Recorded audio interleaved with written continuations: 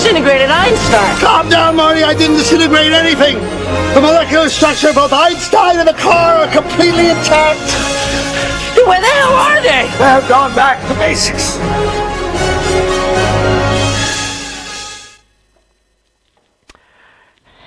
Good morning.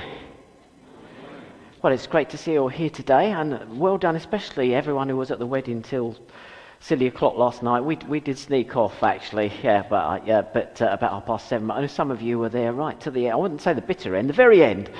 And if you don't know what we're talking about, Matt, our youth team leader, got married yesterday. It was a massive wedding, lots of people involved, and they're off on their honeymoon to California or somewhere. No, I think it's Spain. Yeah, nowhere that exotic. Yeah. Bali, maybe not. We don't pay that much. Right, well, I've got a bit of a task for you here, just to kind of, some of us were late last night, just be good to just get warmed up with a quiz. So if you go on that QR code, a quiz will come up in a minute, and you can actually input your answer. Now, if you don't know, I've become a bit of a radio celebrity in the last few weeks, but I was on a quiz on Six Music, and it was a music quiz, and everyone said, you'll walk it. 4 questions you had to get right. How many did I get right? 1. Now, someone said none. I did get 1 right. I got 1 right. So I thought I'd be kind to you and I wouldn't be as cruel as they were to me. So I've given you quite an easy question, but it kind of gets us thinking a bit. How are we doing? We ready to go on there? Okay, so, I didn't say, because it's not on that one. Which of these films featured a disaster at sea? Oh, right, 100% Titanic. It was easy, wasn't it? I thought someone might say Doctor at Sea or Waterworld. Just see if there's any more results coming in there. It was indeed Titanic. Give yourselves a clap. I'll try and make it harder next time. And there also was a clue if you were coming in, because we had Celine Dion playing Near, Far, Wherever You Are from the Titanic film. Well, I don't know if you've seen Titanic. Anyone not seen it? Oh, we got one person not seen it. Yeah, don't bother. Oh, another one. Yeah?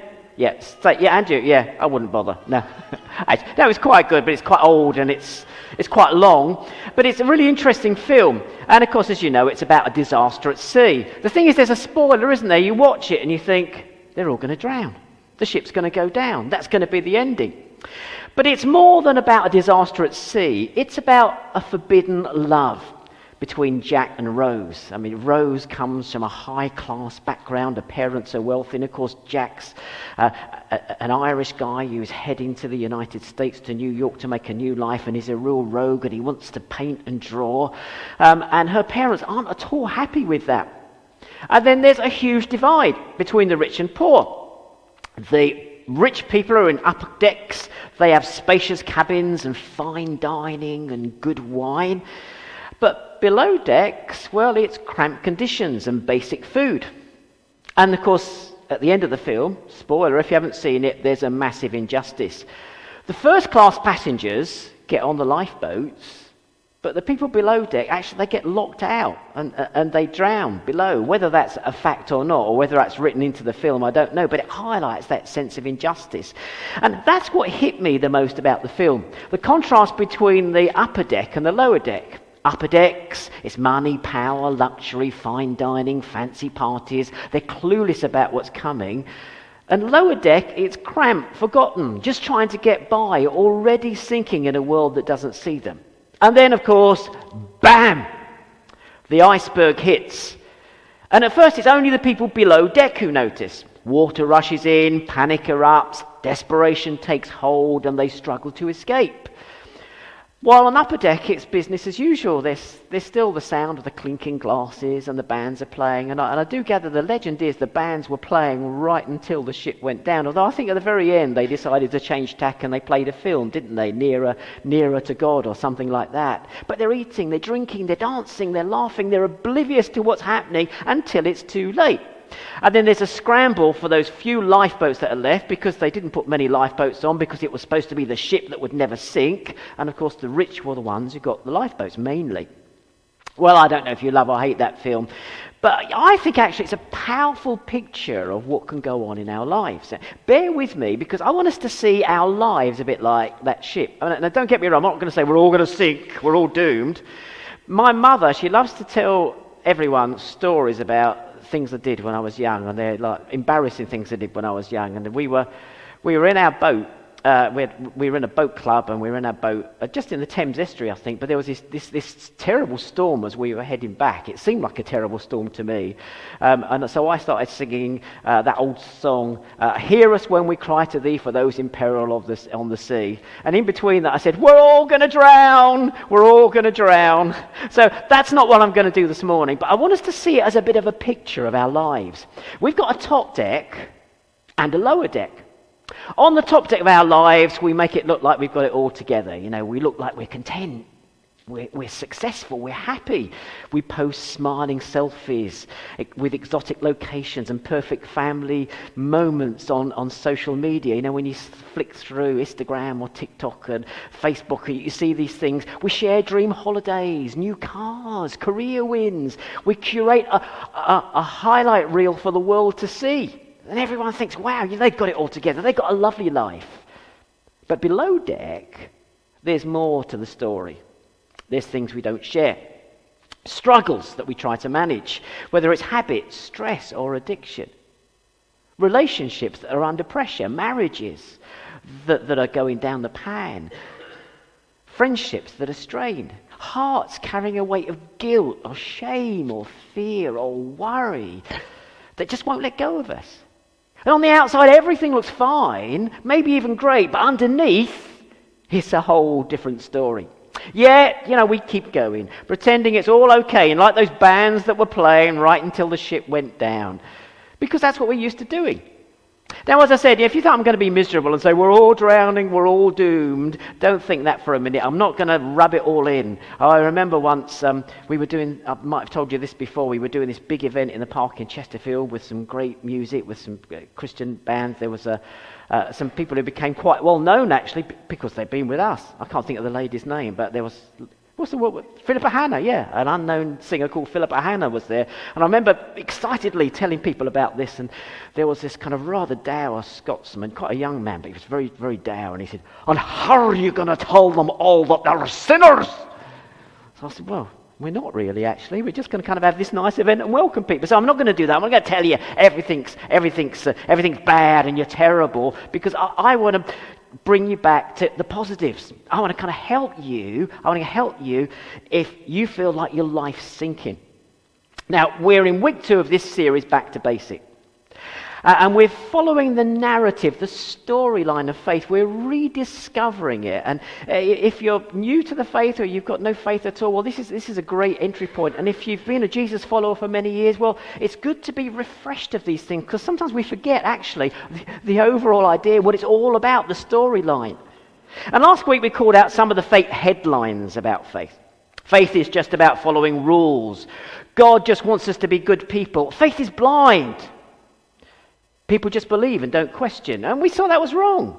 Actually, faith is different. Faith syncs us with God's story. It brings us in sync. You know, when your devices are all in sync. And as I said last week, these people who have these Apple stuff, and they think they're kind of on a different level. Sorry if you have an Apple stuff and they say, it syncs with all my devices. Google does too, but don't tell them, But the idea is everything kind of comes together. And when we have faith, when we trust in Jesus, actually, it brings us into line with God's story, with what he's doing, with his purpose for the world and for our lives. And faith is taking God at his word. Faith is saying yes to God and stepping into his story. It's a relational thing. Well, this week, I'm going to take you to the original disaster story. And then pause before the disaster strikes, get to the heart of what's really going on, and point you towards God's way through it. And if you're exploring faith, or if you've got no faith at all and just wonder why you're here, well, I want to help you break free of the pressure to pretend. So, I'd ask you just put all your prejudices aside, just, in the space of your own mind, kind of be real with yourself and what's going on in your life, and ask yourself, do I feel like I'm sinking or not? Because what I want to do is to help you find the lifeboat. And if you're following Jesus, well, this is your reminder that icebergs still hit. Christians still mess up. God rescued us. God got us in his lifeboat once, and he'll do that again. You don't have to go under. Because God's story isn't about rules or regulations. It's not about religion. It's about restoration. And when you mess up, faith, that is saying yes to God and stepping into his story, or if you're a believer and you've messed up, stepping back into his story enables you to get back to what you were made for. A relationship with God, a part in his story for the world, living the way that God always intended for us. So here's what I want us to do today. I want us to stop sinking and seize the solution, to seize God's solution. And to do that, we're going to step into God's story to see where it all began and where it started to go wrong for us. Now, the Bible, the book that tells us God's story, begins with Genesis, which is a book about how everything started. Now let's be real here. Some of you might hear the word creation and think, yeah, but I don't know if Adam and Eve exist, or I don't know if it happened that way. Others, well, you're totally fine with it. Either way, let's hit the pause button on that discussion, because underneath it is something way bigger. This is a story about what actually God wants for us, why the world is so messed up, and why our lives can be messed up too. And that's worth paying attention to. So let's get to it. This story, it's about us, right here, right now. And it opens with a scene so wild, so breathtaking, it's almost impossible to picture. At the beginning, God speaks, and the universe listens.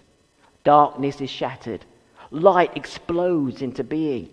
Oceans surge, land rises, sun blazes, the moon glows, there's day and there's night, stars scatter the endless sky at night, and God steps back and declares, this is good.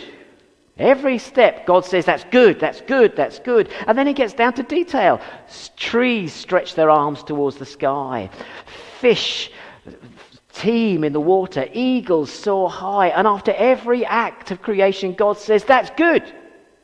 Then his masterpiece, the pinnacle of his creation, humanity. You, me, us. And it's interesting, when you read it through, he says something different. This time he says, this is very good.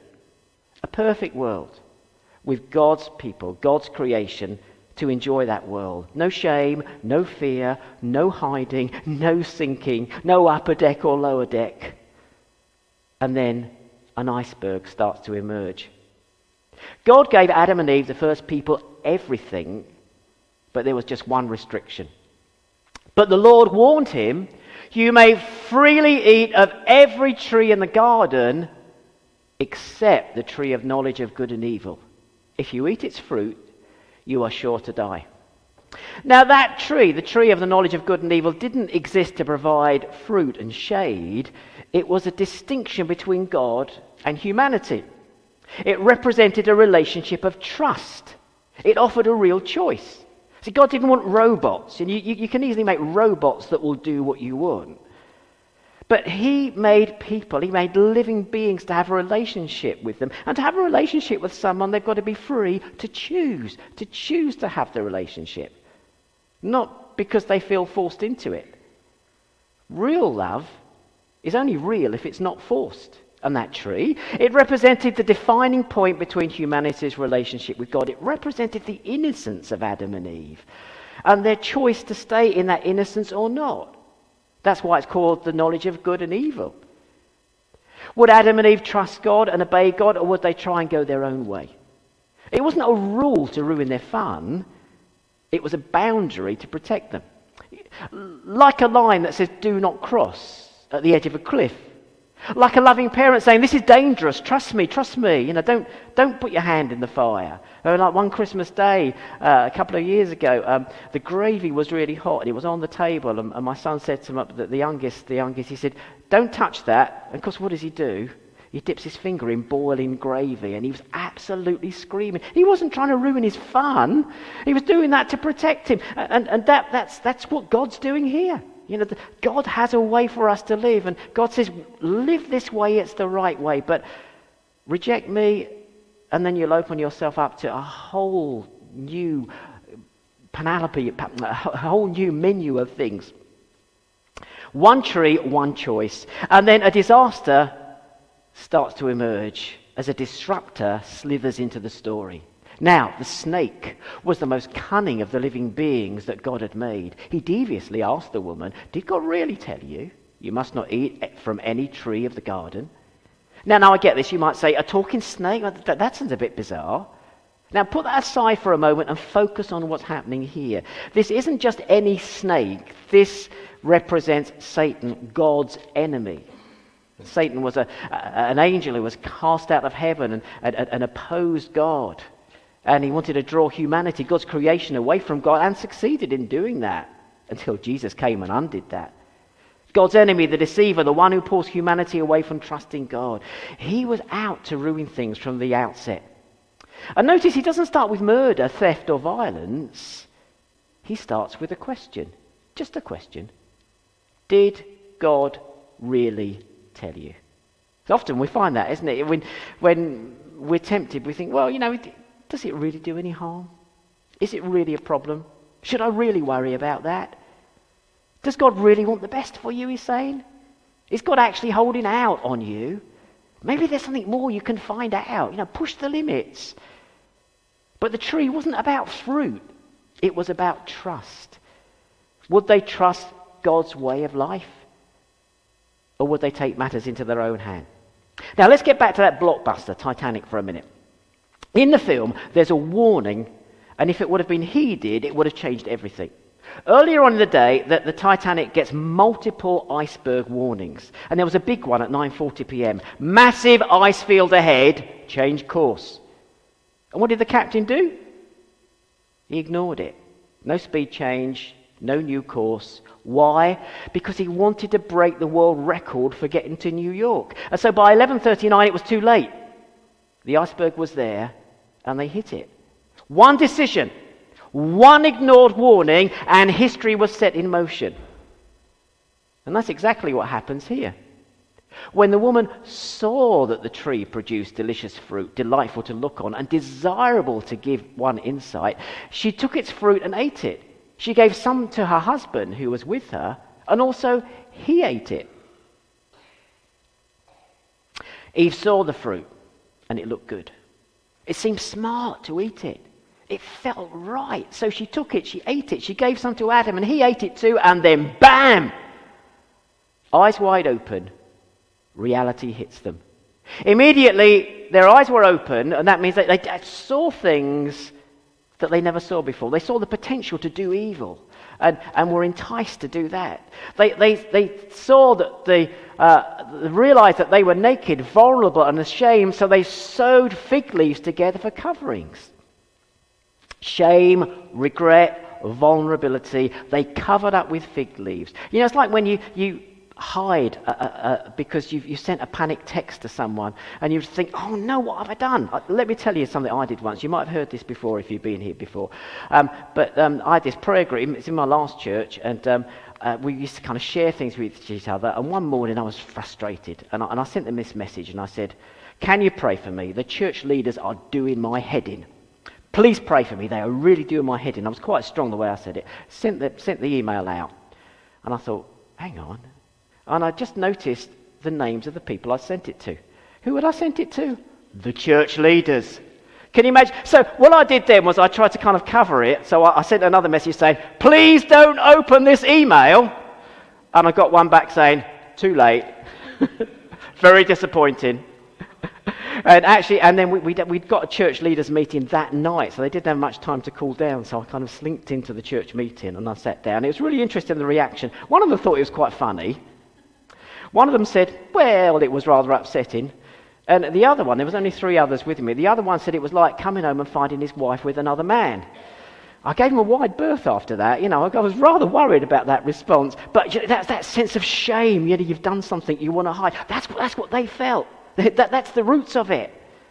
And look at how they act when God comes to look for them. When the cool of the evening breezes were blowing, the man and his wife heard the Lord walking about in the garden. God used to come and meet with them and talk with them. That was the kind of perfect relationship they used to have. So they hid from the Lord among the trees. The same God who created them, loved them, and spoke with them came to see them. But instead of running to him, they hid. Why? Shame, fear, that I messed up feeling. They ducked behind the trees like kids caught doing something wrong. But this isn't just about Adam and Eve. This is about us. Every betrayal, Every injustice, every addiction, every war, it all traces back to this moment when the iceberg hit. And the Bible has a word for it. Now, I did say I wasn't going to tell you you're sinners, but I am now, actually, because we are all sinners, because the word is sin. And sin is just kind of like being Frank Sinatra. You know, what did Frank Sinatra do? He did it his way. Yeah, interesting. Did you know that Life on Mars by David Bowie was a kind of parody of that? Did you know that? Oh, yeah, someone does. You're cultured, yeah. Yeah, you know Frank Sinatra, I did it my way. And that's what we do. We say, God, get out of my life. I'm going to do it my way. All started there. And that's why we're sinking, because God created us for something so much better. But the great news is God doesn't leave us to sink. If sin was the iceberg, here's the lifeboat. And these are words written by an early Christian leader by the name of Paul. He said this, "For it is by grace you have been saved." Saved means rescued there. That's the meaning of the word there. You rescue someone from something they can't be rescued from themselves. Now, grace, it might sound like a religious word, but in the Bible it's about God's radical rescue mission. It's God's favor towards us, favor we don't deserve. It means you don't have to earn God's love. You don't have to fix yourself first. It's like, you're drowning, you're exhausted, you're keeping your head above water. Religion shouts, swim harder, swim harder. But grace is different. Grace is God diving in to save you by sending his son. Not because you deserve it, not because you've earned it, but because he loves you. Because he loves you, because he loves you, because he loves you. It's a lifeboat in the storm. It's a hand reaching through the waves. Grace says, I see you, I've got you, take my hand. It's great. God didn't stand on the shore and just shout out, swim harder. He didn't demand we figure it out for ourselves. He jumped into the storm to pull us out. And we're going to look at that next week. But I'll give you a bit of a spoiler. It was through Jesus, our rescuer. He's the one who stepped into our sinking world and offered us a way out. So it's time to stop sinking and see the solution. So how are we going to do that? Well, let's go back to those words that Paul first wrote. For by grace you have been saved through faith. It's something we don't deserve. It's God coming into our situation. All it is just trusting him. Saying, I believe you, God. I fully trust in you. And faith is something relational. You might say to someone, yeah, I believe you can do this, but it's actually acting on this, acting on it, stepping out in that faith. Let me give you an example. In church I was at in Chesterfield, there was a guy who loved flying. I mean, he's not like Superman. He had a plane.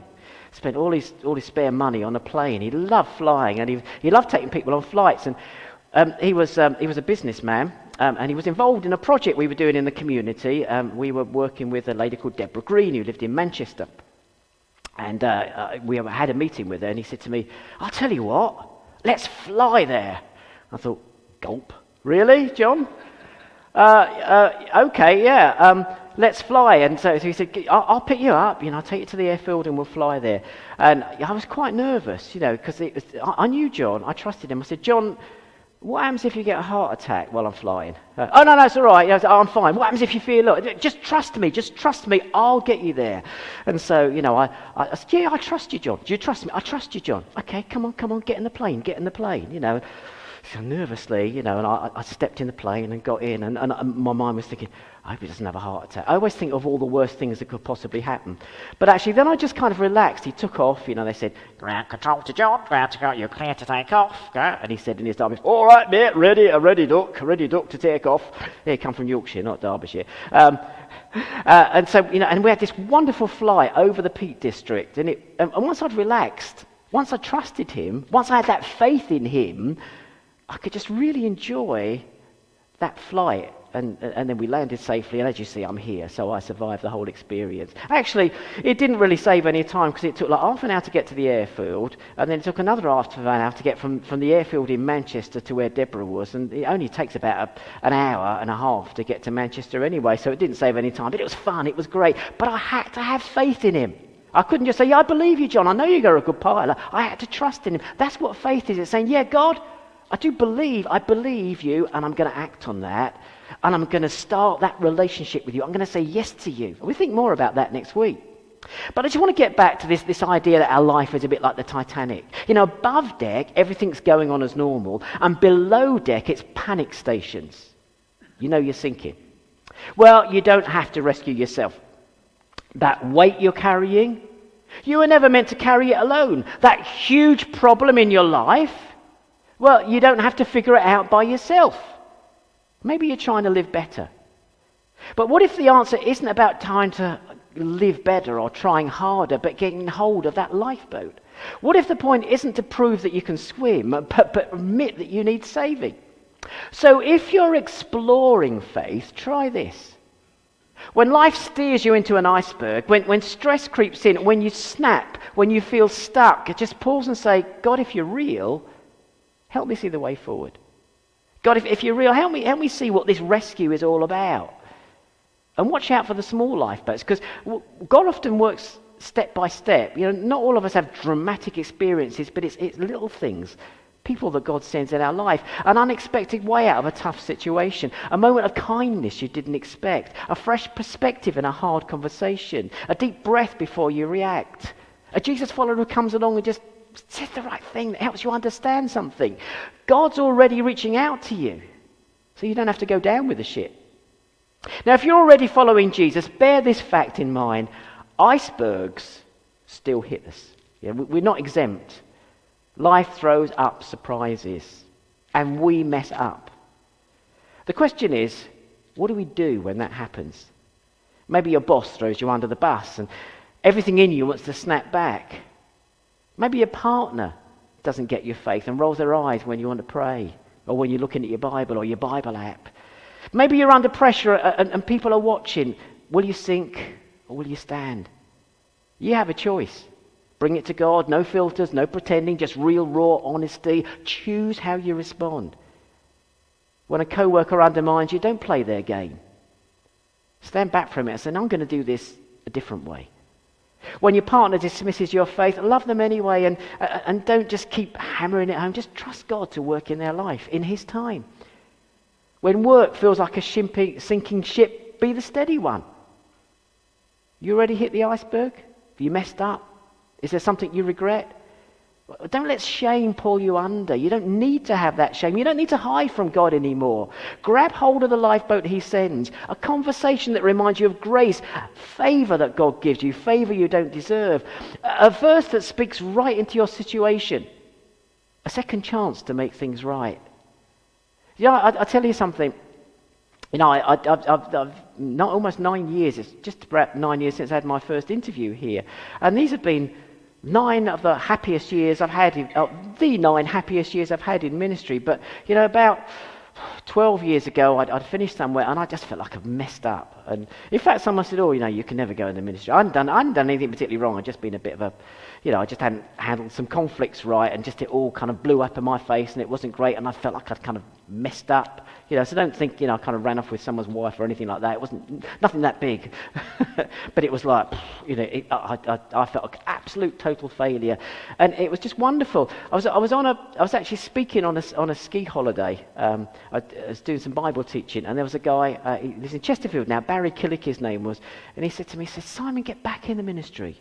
And it was like that. It was God speaking. You need to get back in the ministry, and.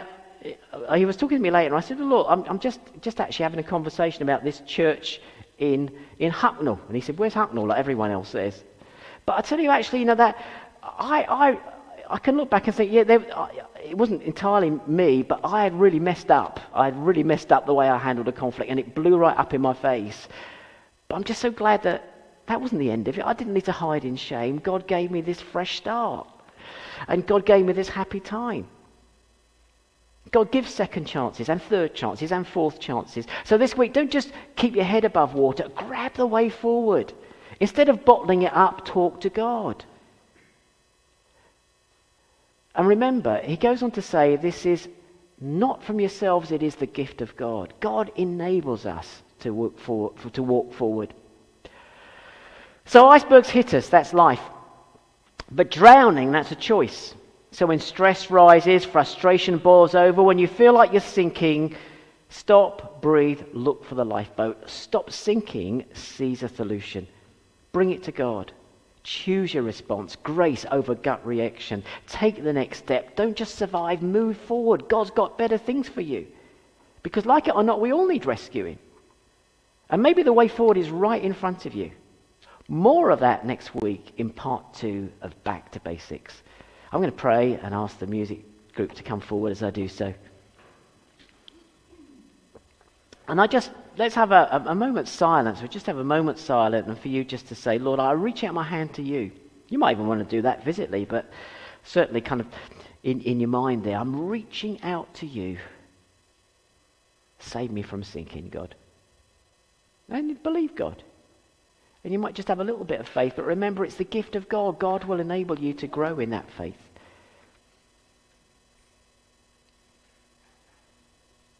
Heavenly Father, we praise you that you didn't stop us sinking, that you sent a rescuer.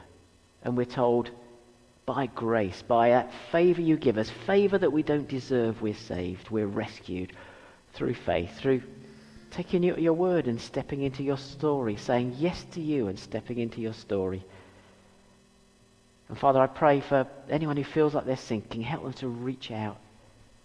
And for all of us to live that life of faith, that story that you have for us and for the world, that purpose that you have, in the name of Jesus. Amen.